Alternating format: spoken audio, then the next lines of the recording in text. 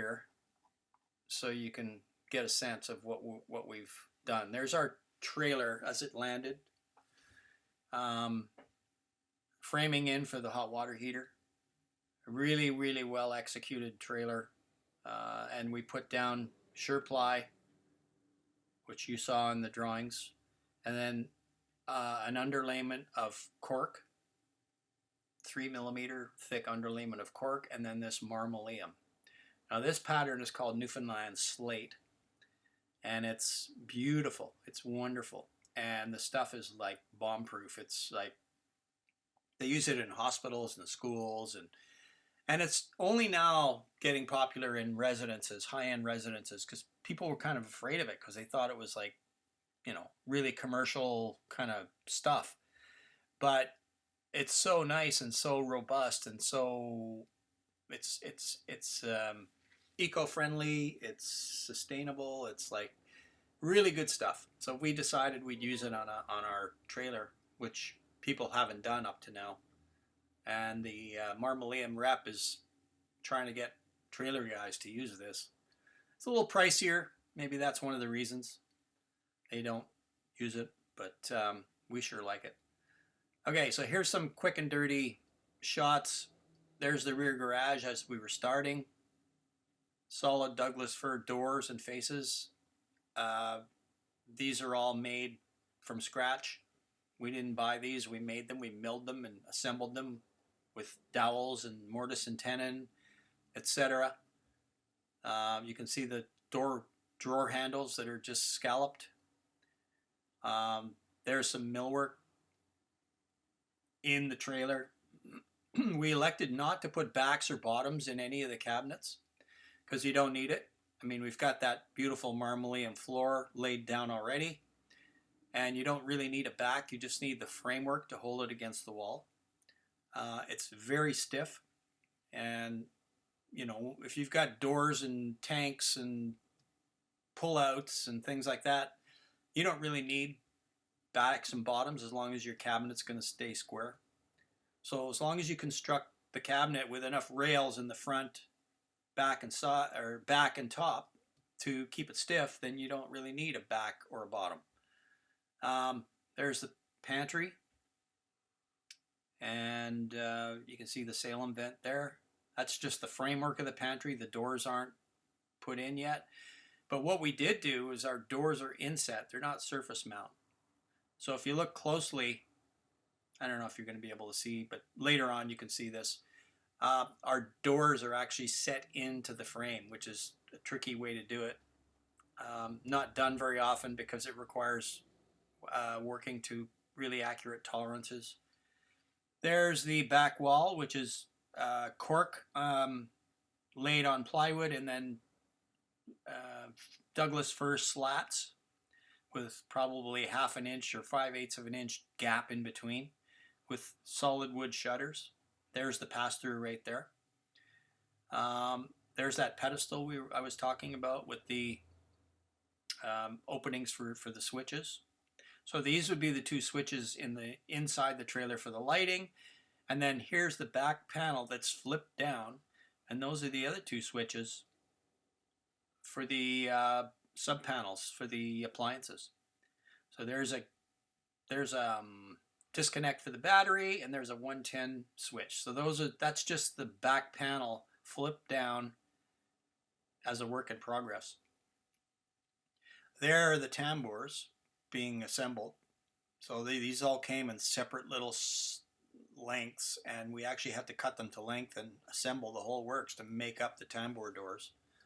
So a lot of work. There are the doors inset into that frame, and those are the tambour doors. Worked out beautifully. Those are our drawers with scallop handles. We couldn't find handles we liked for the doors, so we made them, and it worked out much better. And so you can see here we've got a sink with a top, the wooden top that actually works pattern-wise with the maple top. 4-burner full propane range, including broiler. You can see the focused lighting. You can see how it works really well. Like it's not splashing all over the place. It's directed where it needs to be directed, directly over. I don't think we have the lights on over the sink, but we have the lights on over here, and you can see the difference. This is my website. It's all listed here. So you can see the ceiling beam here over the table, and you can see the pass-through with the shutters and the leather, and that's leftover leather from the project. You can see the maple, the eastern maple with Douglas fir strips. This leg is actually anchored with a little bit of a sliding pin underneath, not going anywhere. That table actually goes behind that rail another 18 inches, so that's not going anywhere either. So our freshwater tank's under there. Our waste is right over here, and you can see the rail going around the settee is roughly 4 inches by 4 inches, and that's acting as a wiring raceway, housing our 110 wiring and our USB, right? You can see that. So next shot, there's a close-up of the leather. Those tabs are designed so we can pull the cushions out easily. Couldn't find a knife drawer we liked, so we made one. Cork bottom, you can see that. You can see the joint here. That lid right there, that's a lid to the wine cellar up at the front. I don't know if you can see it in the front. It's actually right here. That lifts up and there's a big space in behind there. Let's have a look here. There's our waste container. So that lifts up, and then we have recycling and waste, and that pulls out too. And it stays up if we need it up as well, if we're prepping and we need to put, dump things in there on a regular basis. There's the solid wood that we selected from. So the top bunch here is eastern maple, and the bottom bunch here is Douglas fir, and you can see how it's rough cut. It's not even planed. So we selected this stuff right from the mill. You can see fancy plugs that we've done, vertical grain Douglas fir and maple rings. No staples or nails, all stainless. And you can see on those shutters back here, you see those plugs. That's what this is. So those plugs they're pretty cool actually. For clothing, we use this nitrile tubing, same stuff we use to sleeve the propane lines, and fastened it to the wall of the unit, and then used these sailing hooks, these Cunningham hooks for clothing gear, and it worked out really well. So you can see down here, there's our inset frame casework wall assembly. So there's our pull-out for waste. Down here is a pot drawer. There's our hot water heater, and those two doors actually access the water pump, the accumulator, and the back of the water heater. There's our full-size range, mini range. It's actually a tiny home range made by Unique. Flip-down door, gray water tank is under there.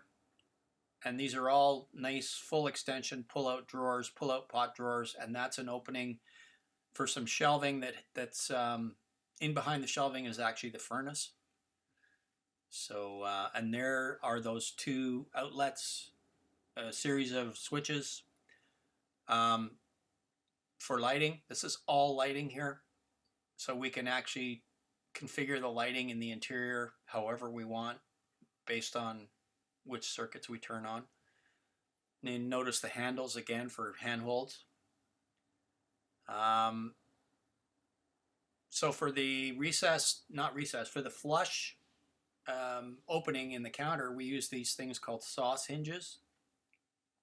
They're like a invisible hinge. Really nice, really strong. If you don't want to use these because they require quite a bit of milling and they don't adjust, so you have to be right on, you can use piano hinges as well. It'll do the same thing. Those are our Salem vents through the side of the trailer, and so whatever plywood or installation that we have on the inside, we've given it an inch all the way around, and then just allowed access to the Salem vent, right? There's a pilaster. It's not your normal galvanized commercial pilaster. That's actually stainless. Again, it's a marine thing. That's lightweight maple veneer, and the core is poplar. Made in Spain. It's called Garnica, and you have to look it up, but it's super lightweight stuff, easy to mill. There's a close-up view of that marmoleum, that Newfoundland slate pattern marmoleum, which is totally fabulous. I just love it. I mean, I really like the amber that goes with the wood, and then the light color that goes with the maple, and then the dark. It's just really cool, and it has texture to it. So it's really, really, I love it. Toolbox, you know, telling you that you need craftsmanship to go along with what we're doing, the tools to go along with it. There's some leftover leather from what we're doing, sitting on the table. So lots of uses for that. So don't be afraid to ask for the cutoffs. There's a tambour door with our towels. You can see the fly rods, Velcro. There's a screw there with a washer and then Velcro. So those fly rods are not going anywhere. Used soffit material, believe it or not, for the ceiling. There's solid pink foam board up in the ceiling, like I think 2 inches worth. And then this went on top of that after Reflectix, I think. So there's quite a bit of insulation in the ceiling, and then that soffit. You can see here the inset aspect to the doors. So you got the stile here, the rail here, and the face panel with a raised panel detail. And then, you know, a little less than 1/8 of an inch gap all the way around, which, again, is not for the faint of heart. And if something's going to move, this is going to bind. So you want to make sure that if you're doing this stuff, that you're very confident that the doors are going to be stable and things aren't going to twist, and you know the build out is actually quite well done.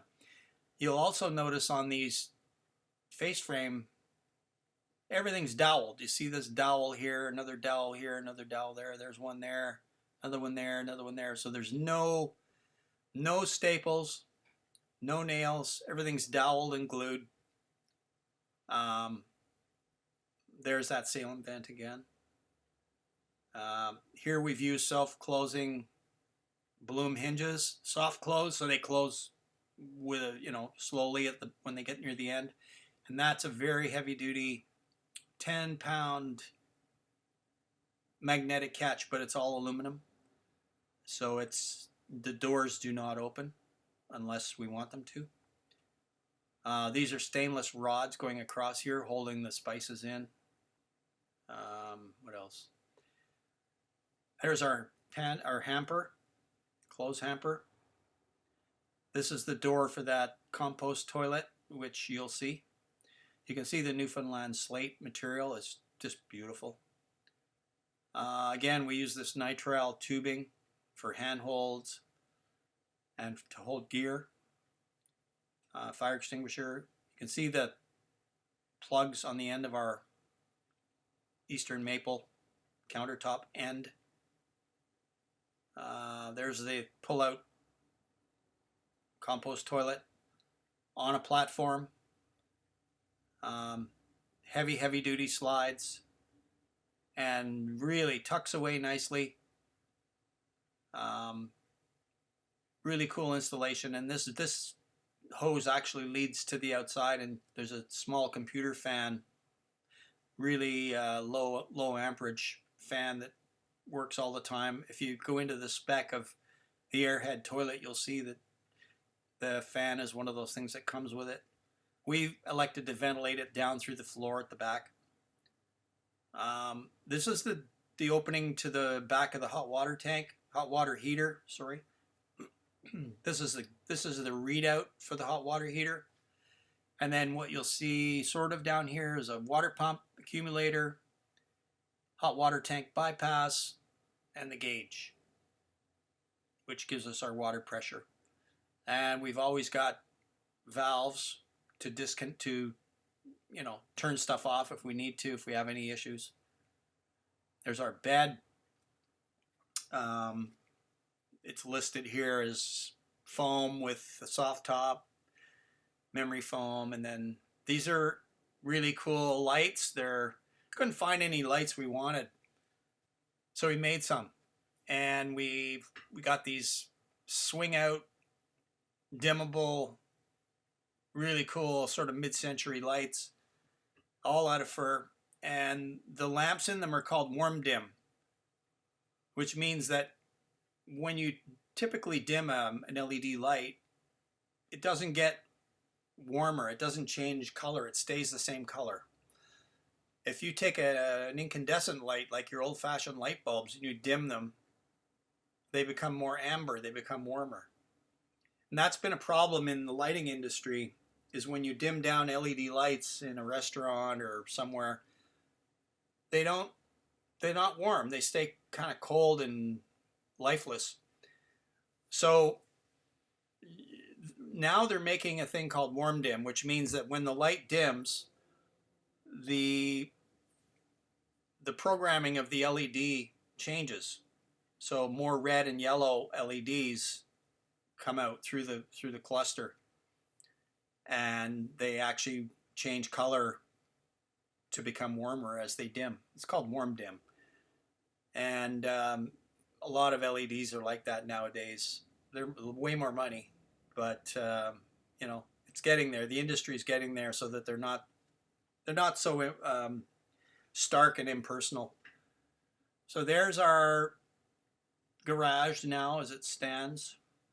So you can see the 12 volt, you can see the USB, you can see the battery disconnect, you can see the arc fault, ground fault, arc fault switch, waterproof, tamper resistant, really pretty high-end spec on that, but I think that stuff's important. There's our 110 panel. There's the shore power disconnect. And then we've got a Victron screen, which I'll go into in another series. But that basically, it's a touch screen and it gives you a readout of all your solar stuff, what's going on with your batteries and your charging. You can see the bus bars, the yellow and the red.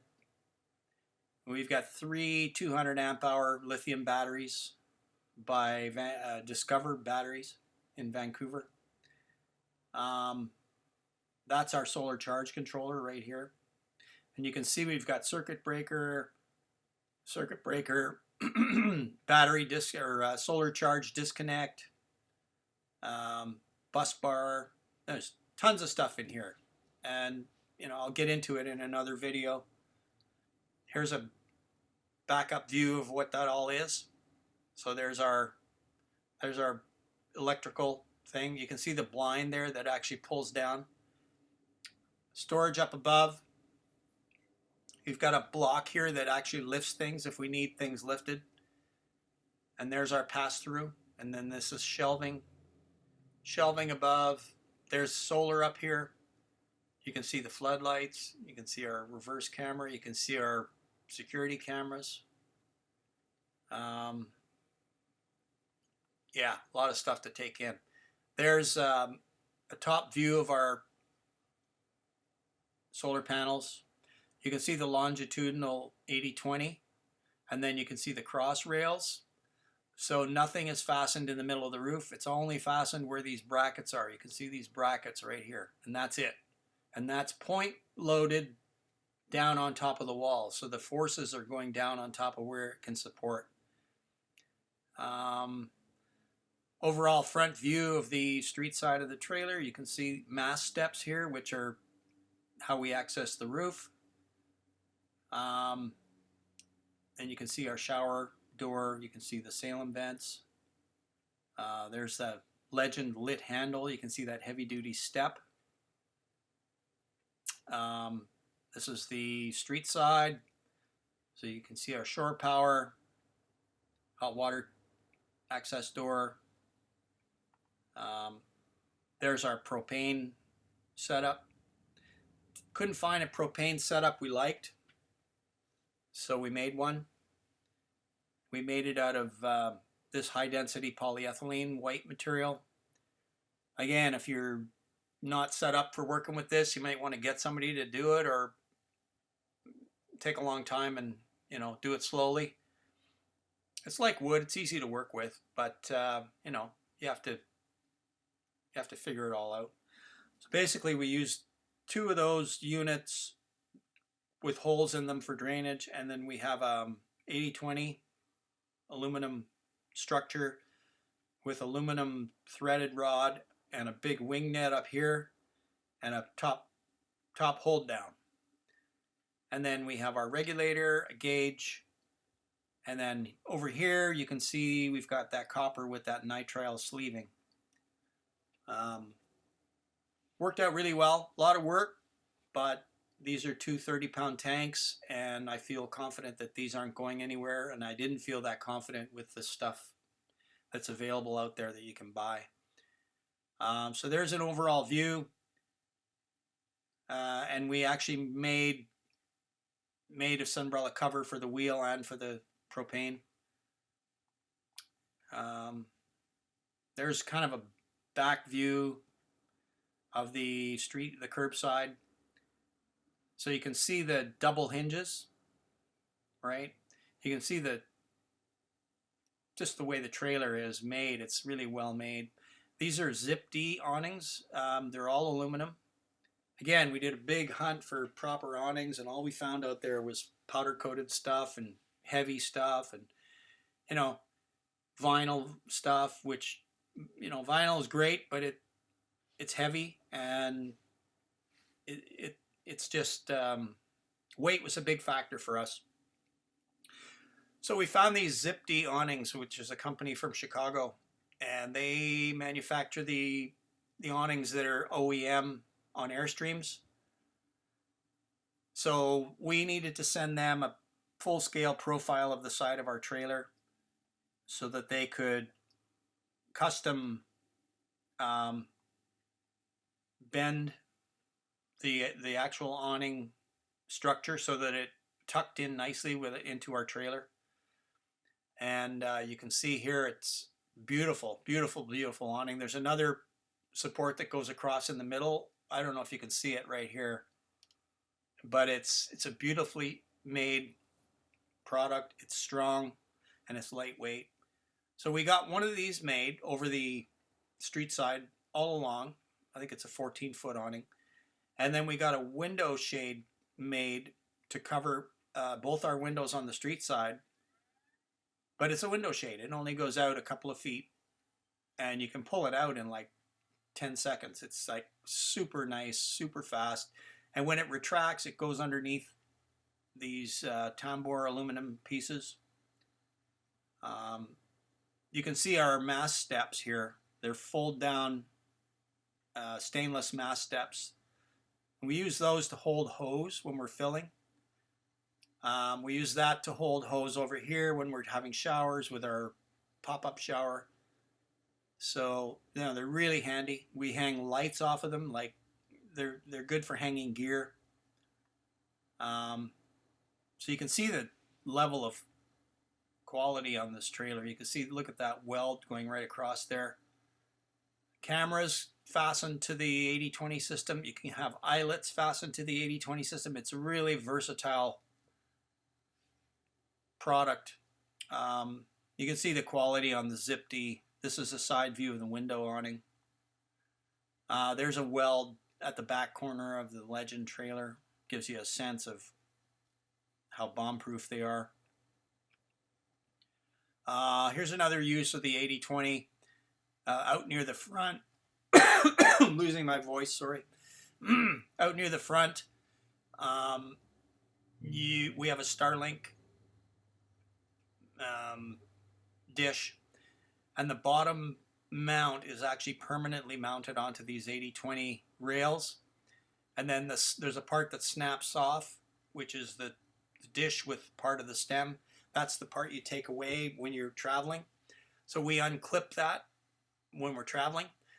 But we've also coiled 50 feet of cable here so that if we need to move this dish to the back of our truck or top of our truck or somewhere on the ground, we can do that. We have the option to do that. So this is a pretty versatile setup. You can see camera here again.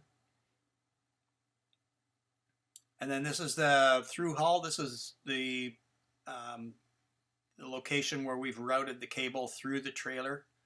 And it's a waterproof gland thing that basically squeezes that cable so the water can't go from the outside to the inside. There's our Legend light again. It's an LED light, stovetop espresso maker. There's a shot of the unit behind our truck. Sort of nondescript, kind of stealth-like. There's more to it than meets the eye. And there's a lot in it, right?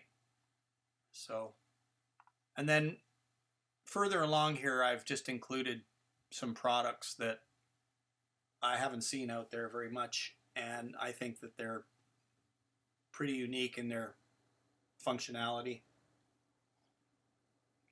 Company called Aquar out of Port Townsend, Washington, and these are hydrants. They actually have a spring in them, and they only open up when you put in this locking stem.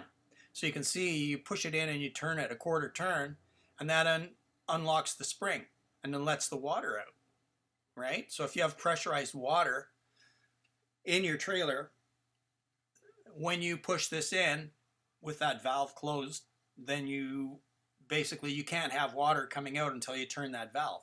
And then what happens is you open that valve and you have an outdoor shower. Now the other thing you can do with this is have one of these hooked up to your city water. Put your connection in here, and then your city water won't come in until you open up that valve. So this is a spring-loaded water hydrant that works for water coming in and for water going out. It's really cool, and nobody can tamper with it because there's a spring in here, and they can't engage that spring without this piece, and this piece you keep in your trailer. We have a few of them. So it's really safe, it's really secure, it's designed for sailboats, it's flush, and it's not something that's going to break like some of those other ones you see that look kind of, they don't look that great, and they don't seem to work that great, and they're not made out of stainless either. Here's another thing which I have not seen anywhere out there until lately. It's called a RUVI sensor, and it's a temperature and humidity sensor that you can put anywhere, either inside or outside on your unit, and it sends the information to Victron, to your Victron system. And your Victron system has a Wi-Fi signal. So in other words, if you have internet anywhere near your Victron, you can access this information.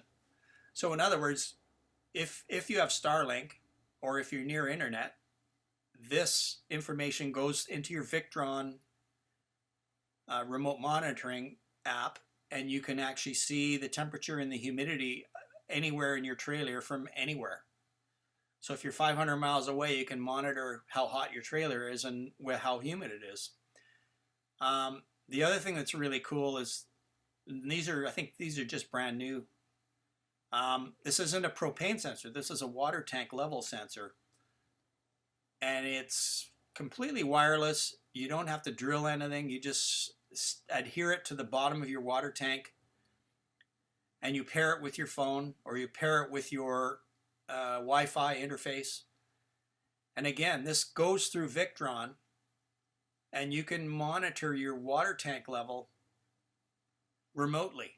I mean remotely by not Bluetooth. This is Wi-Fi, so you can remote monitor this from anywhere in the world. And these can only work with Victron if Victron allows them to. And so when you go on the Victron website, they list Ruvi and they list Mopica as apps that they will um, integrate with. And that's a really important thing because it, you know, from what I've seen, all the water tank leveling systems out there have wires and they have like, you know, they're pretty clunky. And this thing is really cool. Like it's pretty slick. I put the Anderson distribution hitch on here because we really like it. It's not your typical weight distribution hitch. It's the distribution of the weight is from these bushings here rather than from big bars. This is way lighter than the distribution hitches that you have out there, and as far as I'm concerned, works better as well. Batteries. I've only put things on here that I think are very different from what you see that's out there that are, I think, worth looking into. We've got 3 200 amp hour of these, and they're by Discover out of Vancouver. The cool part about these batteries is, if you go on this comparison video, you'll see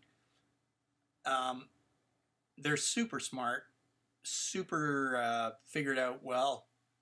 The top part is a BMS with a heat sink that actually is removable if there's a problem. So in other words, all the circuitry and all the stuff that can go wrong with a battery is part of the top portion. And if you have any kind of an issue, you just take that off and swap it out. We actually have a spare one of these just in case.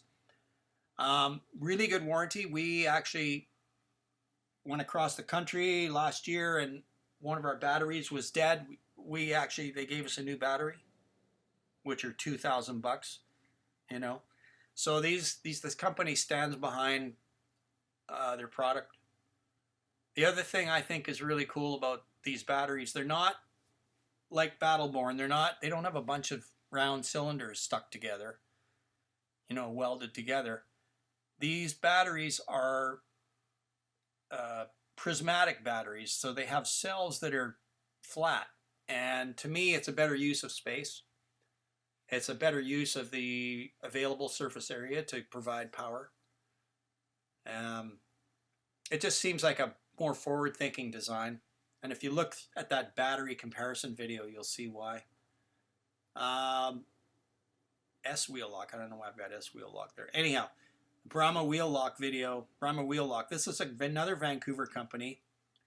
We looked high and low for a lock that was good, that we liked, that we thought was easy to store, that would serve the purpose. And we found this, and it just happened to be in Vancouver.